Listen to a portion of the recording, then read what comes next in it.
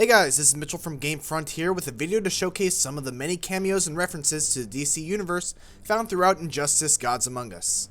Several of these are likely obvious to casual fans, but there are a few tucked away for the die-hard DC fans. Let's first start off at the Hall of Justice stage. In the plaza, there's a whole slew of references for fans to take note of.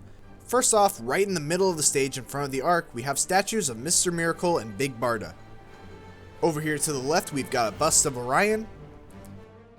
And further to the left at the edge of the stage is Stargirl. And of course, off in the distance over there, Wonder Woman fans will recognize her invisible plane parked right out front. Heading to the right, past the fountain, we see another statue, this time of Hawkman.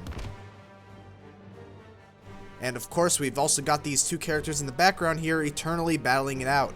These characters are Giganta and Atom Smasher, whom you'll get to meet a little more up close and personally, should you use a transition.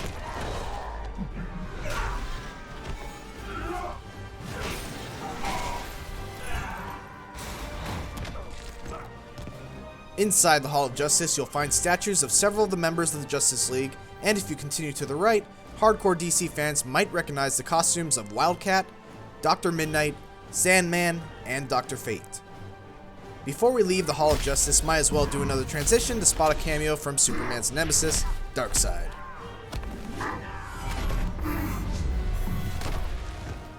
Now on to Arkham Asylum, where many of the villains from the games can be found. Hugo Strange, of course, can be found wandering around the backgrounds in the cell block, and smashing an opponent through the wall will reveal Scarecrow, whose scene is very reminiscent of the Scarecrow nightmares in Arkham Asylum.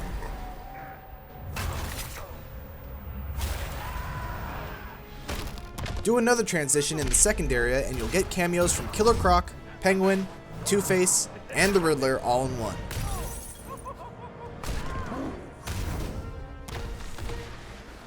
It's kind of hard to make it out, but the two characters fighting in the background of Metropolis are Atrocitus and Kilowog from the Green Lantern comics, and I'm sorry if I pronounced that name wrong.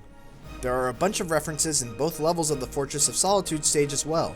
Of course, you've got Doomsday right here with the collar, something that happens in the actual storyline of Injustice.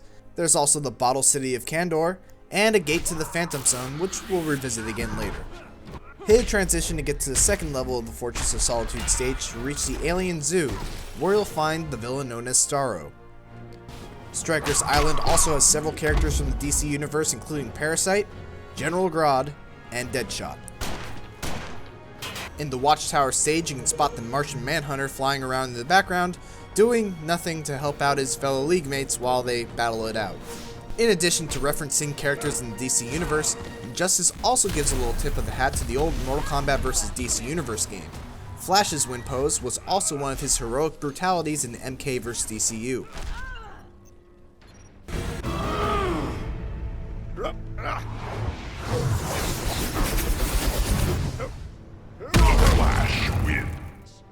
Or, you know, at least it was very, very similar.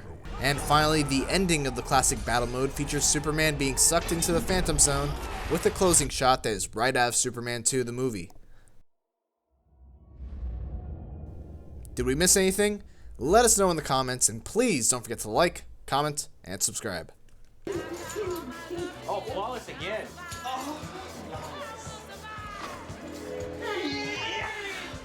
Here you go, now just dance. James, just feel it. This is how you get a lot of points. It's called spamming your limbs.